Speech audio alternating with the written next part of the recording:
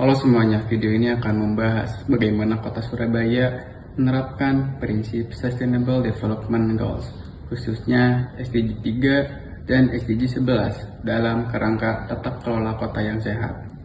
Menurut kerangka JRNU, kesehatan masyarakat kota tidak hanya ditentukan oleh layanan medis, tetapi juga oleh determinasi sosial dan lingkungan seperti perumahan, RTH, transportasi, dan tata kelola yang adil. Dalam konteks ini, Surabaya menjadi salah satu kota di Indonesia yang telah menerjemahkan konsep tersebut menjadi kebijakan nyata melalui berbagai inovasi perkotaan.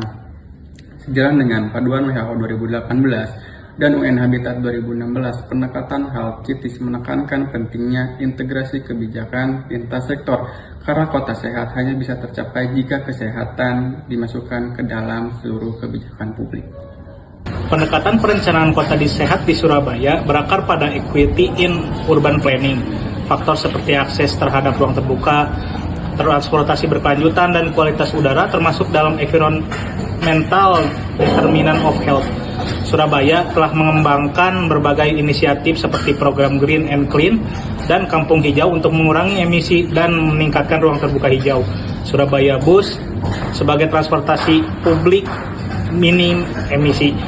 Dan terakhir, eco drainase dan urban farming di kawasan padat untuk mitigasi banjir.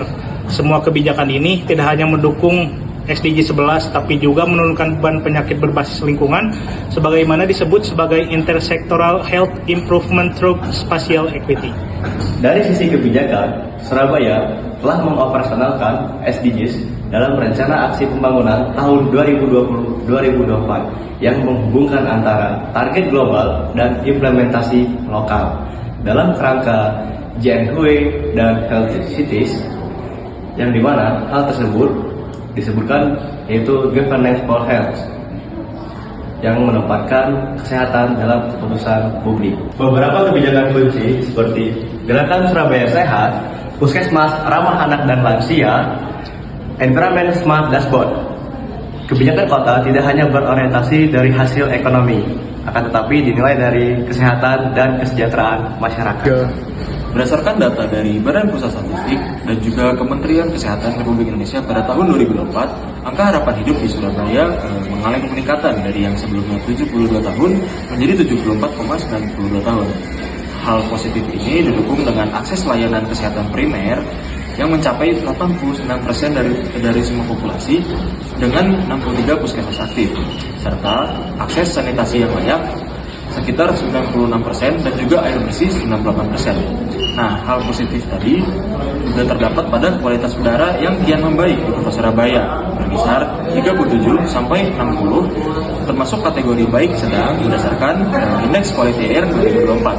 Nah, faktor kualitas udara membaik tadi didukung oleh peningkatan ruang terbuka hijau sebesar lebih dari 21% dari total luas wilayah Kota Surabaya dengan 700 taman publik aktif.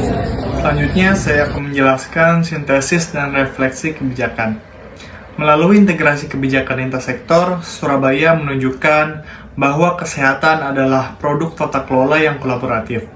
Pendekatan Healthy Cities berhasil dioperasionalkan dengan melibatkan pemerintah, sektor swasta, akademisi, dan masyarakat. Namun tantangan masih tetap ada, terutama menjaga keberlanjutan pendanaan, mengatasi ketimpangan spasial antara pusat dan pinggiran, serta memperluas literasi kesehatan lingkungan. Sebagaimana ditekankan oleh JRNU dan WHO, kota yang sehat bukan hanya tempat tinggal yang layak, tapi juga ekosistem sosial yang mendorong kesejahteraan kolektif. Kota sehat adalah kota yang membuat pilihan sehat menjadi pilihan yang mudah bagi setiap warganya.